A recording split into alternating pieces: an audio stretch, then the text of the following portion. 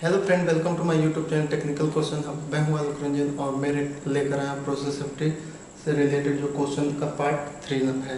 इससे पहले मैं पार्ट 1 पार्ट 2 दोनों में दोनों वीडियो बना चुका हूं। दोनों में 25-25 क्वेश्चन जो है मैंने कवर किया था। इसमें भी मैं 25 क्वेश्चन बताऊंगा कि वो प्रोसेस सेफ्टी से रिलेटेड इंटरव्यू में कौन कौन से क्वेश्चन पूछे जाते हैं जो बहुत ही इंपॉर्टेंट है। दोस्तों चलिए शुरू करते हैं।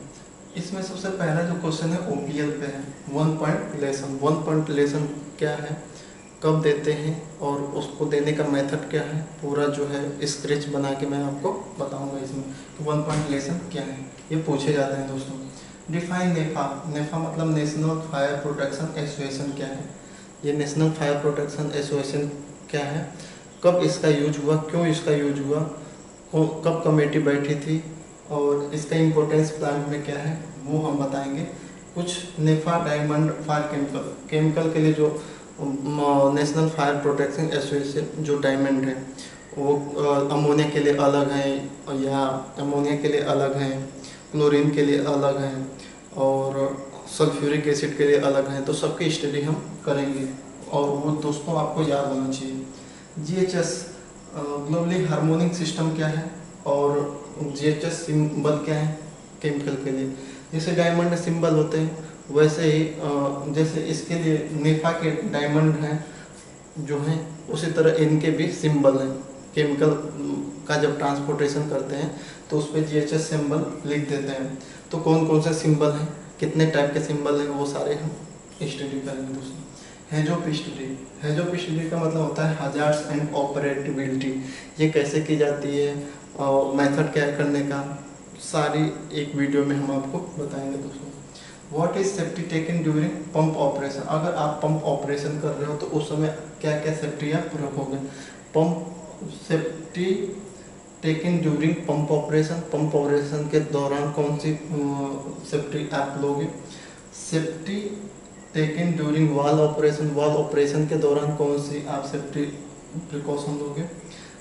Safety taken during reactor operate कर रहे हो तो उस समय कौन कौन से सेफ्टी प्रिकॉशन लोगे। Safety taken during heat exchanger operation. अगर हीट एक्सचेंजर ऑपरेट कर रहे हो तो उस समय क्या क्या सेफ्टी लोगे।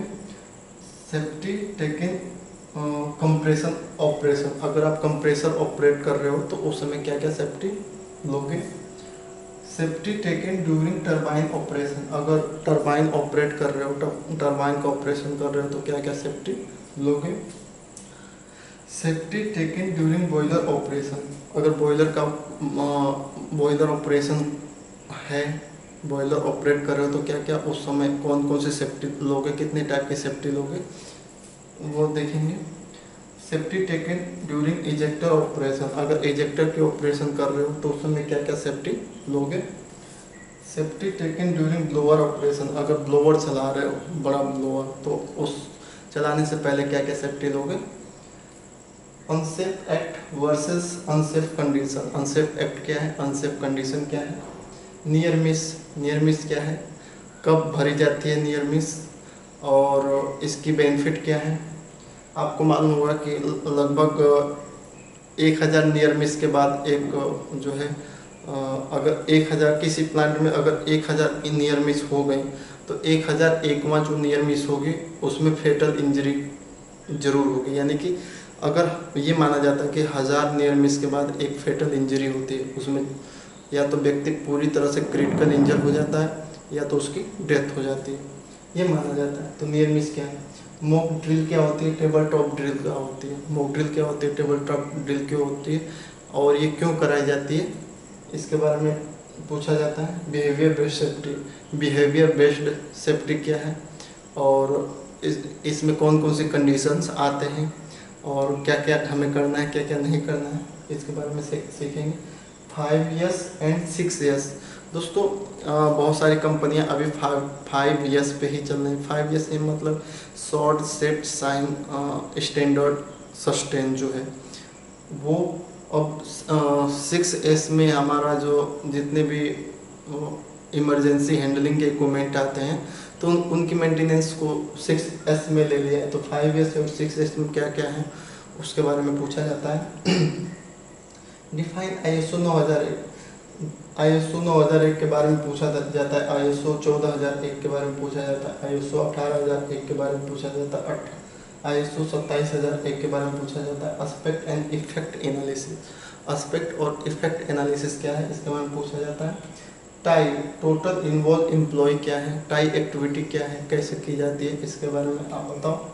ERP, emergency response planning, ERP का मतलब होता है इमरजेंसी रिस्पॉन्स प्लानिंग, मतलब कि इमरजेंसी हो गई तो आपके पास उसको रिस्पॉन्स देने के लिए क्या क्या प्लानिंग है, ERP ये होती है। ERT क्या होती है, इमरजेंसी रिस्पॉन्स टीम, वो टीम जो इमरजेंसी को रिस्पॉन्स करेंगे।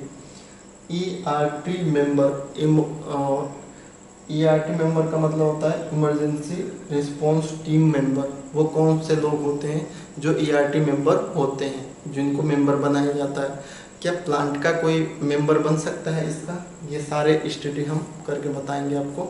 और ये क्वेश्चन जो है पूछे जाते हैं इंटरव्यू में, अगर प्रोसेस सेफ्टी से रिलेटेड अगर क्वेश्चन उठेंगे तो इन्हीं में से उठेंगे। इससे पहले मैंने 50 क्वेश्चन पहले भी बना रखे हैं, ये 25-75 क्वेश्चन हो गए और लगभग 250 क्वेश्चन प्रोसेस सेफ्टी के मेरे पास हैं और सभी 1 बाय 1 करके मैं बनाता जाऊँगा। Thanks for watching. जय हिंद दोस्तों।